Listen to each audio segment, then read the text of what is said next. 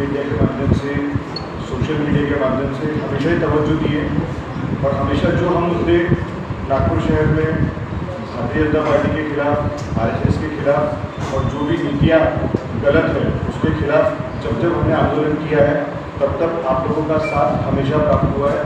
तो उसके लिए सबसे पहले आपको बहुत बहुत तहे दिल से धन्यवाद और हम आशा करते हैं कि इसी प्रकार आप हमेशा हमारा साथ देते रहेंगे और हमारे मुद्दों को जनता तक पहुंचाते रहेंगे। आज उसी कड़ी में एक घटना के लिए हम लोग यहाँ पर आपसे रूबरू होने आए।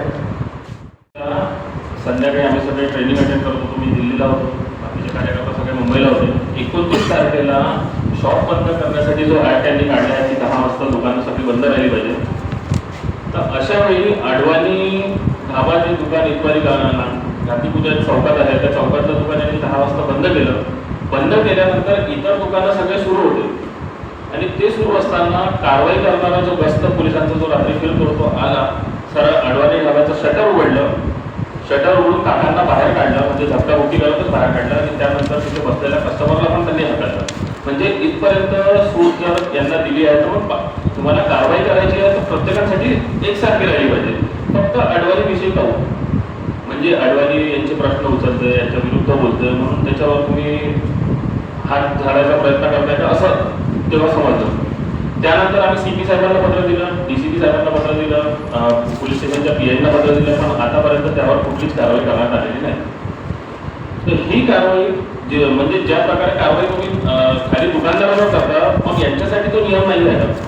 त्याच्याच बाजूला भारतीय जनता पार्टीचे जे नगरसेवक आहेत घोडबागे, हे घोडबागे सावजी सकाळी 3:30 वाजेपर्यंत सुरू असते। या 3:30 वाजेपर्यंत सुरू असताना याच्यासाठी आम्ही 4 वेळा कंप्लेंट्स केल्या।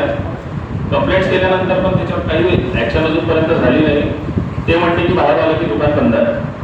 दुकान बंद असताना त्यानंतर आम्ही हे पण केलं की दुकानात बसून पोलिसांना बोलवलं, तर ते लोक येतात, तिथला एक माणूस उचलतं घेऊन जातात असं, म्हणजे ते अजूनही त्याच्यावर कुठलीच कारवाई नाही।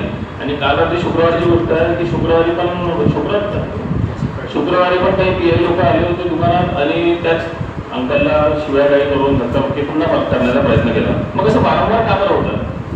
तर हेच आम्ही तुमच्या माध्यमातून याच्यावर लवकरात लवकर ॲक्शन झाली पाहिजे। पण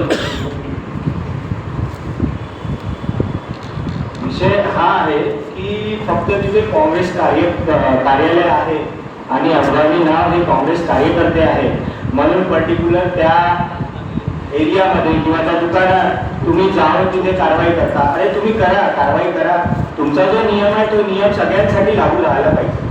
BJP असो, शिवसेना असो, काँग्रेस असो, सगळ्यांसाठी असो। आमचं म्हणणं हाच आहे की पार्टिक्युलर तुम्ही कुठली तरी विरोधी पक्ष नेता आहे, विरोधी पक्ष पार्टी आहे म्हणून त्याच्यातल्या त्या कार्यकर्त्यांवरती किंवा त्या दुकानावरती कारवाई करता। तुम्ही कारवाई करता, धक्काबुक्की कशाला करता? तुम्ही चालन करा ना, तुम्हाला चालन करायचा अधिकार आहे। आम्ही चालन भरू।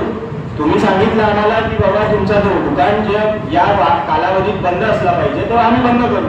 तुम्ही चालन द्याल, आम्ही चालन भरू, पण तुम्ही पर्टिक्युलर त्या व्यक्तींना हरास कराल, वयाचं मर्यादा नका बघाल, त्यांचं वय कमीत कमी 70-80 वर्षाचे आहे, त्या ज्येष्ठ लोकांना तुम्ही धक्काबुक्की करवाल आणि हे सगळं व्हिडिओ आमच्याकडे अवेलेबल आहे। आम्ही तुम्हाला प्रोव्हाइड करू सगळ्यांना की त्याच्यात कशी पद्धतीने त्यांना धक्काबुक्की करत आहे, शटर टाकून आतमध्ये टाकून राहिले आणि वरून ते व्यक्ती पॅरालिसिस आहे, त्यांना पॅरालिसिस आहे।